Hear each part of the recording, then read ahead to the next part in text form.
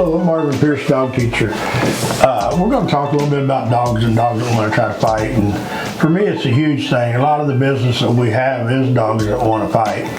And normally they're on a leash when they want to fight, because there's many laws now that you have to be on a leash. Your dogs have to be on a leash to be out in public, pretty much. But here recently we had a big German Shepherd, like 8 years old, came to us, and he was real dog aggressive. And the thing is with him is he jerked the lady down, I think, the wife, the people that owned the dog, and got to another dog, got in a dog fight. And so they ended up bringing him here for me to work with. And they said 2 other trainers told them that they didn't feel the dog was fixable. And, you know, for me, I feel pretty much any dog's fixable. It depends on what situation is and where they're going to go when they get fixed.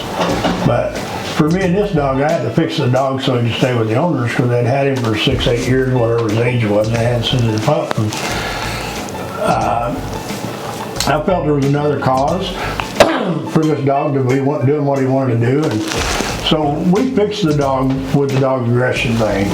And I told the guy that owned him, I said, you know, I feel there's a lot more to this than what we're seeing. And come find out the dog was really possessed with a tennis ball and a frisbee. And the guy took him out to, he called exercise, or to workout, but it was actually to exercise the dog and let it run. And he would throw a frisbee, and the dog would get the frisbee and bring it back, and then the dog would drop the frisbee and the guy would throw the ball. And that's the only way he could get one or the other from the dog. But when they went home, the dog had to have both of them in his mouth. And then the guy got it back when they went in the door at home.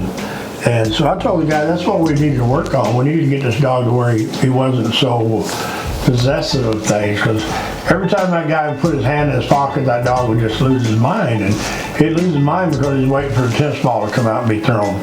And I told the guy I felt that we should get the dog to drop it and leave it. And the guy said that he just didn't feel it could be done. And so I told him the next lesson, that's what we work on. So the next lesson, the guy brought his wife with him, because I think they both wanted to laugh at me when we couldn't do it. But within the hour lesson, by the time they left, not only could the dog drop it and walk away from it, but the dog would sit and let the guy throw the ball and wait to go get it until the guy sent him. And the dog would go get it and bring it back and give it to the guy, and then just sit and wait. And then if the guy told him to leave it and they walked off, the dog would leave it and walk off with it. And for me, I can see that dog, it seemed like he took a deep breath and relaxed, because he wasn't so possessed with something no more.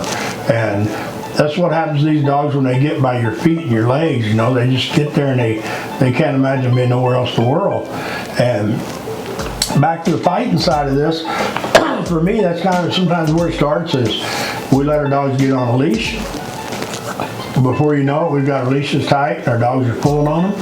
And then a lot of dogs don't want to fight at that time, but if another dog comes at them and sees them lunging on the end of the leash, even though the dog that we have want to play, the other dog don't know that, and then we end up with a dog fight.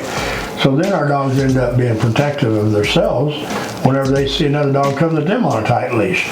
So it just keeps going around in circles. And for me, I tell people constantly, if we can keep our dogs on a loose leash and under control, that's all we can do. We can't control the other dogs, but we can control our own dogs, and I think that's what people really need to work on. Don't ever let your dog meet another dog on tight leashes. Today we let a dog meet a dog that they wanted to fight 10 minutes earlier. So you can just watch us on the YouTube. I mean, we'll be doing more videos and talking more about dogs and dog aggression. So go to Marvin Pierce Dog Teacher on YouTube and hit subscribe. Thanks a lot.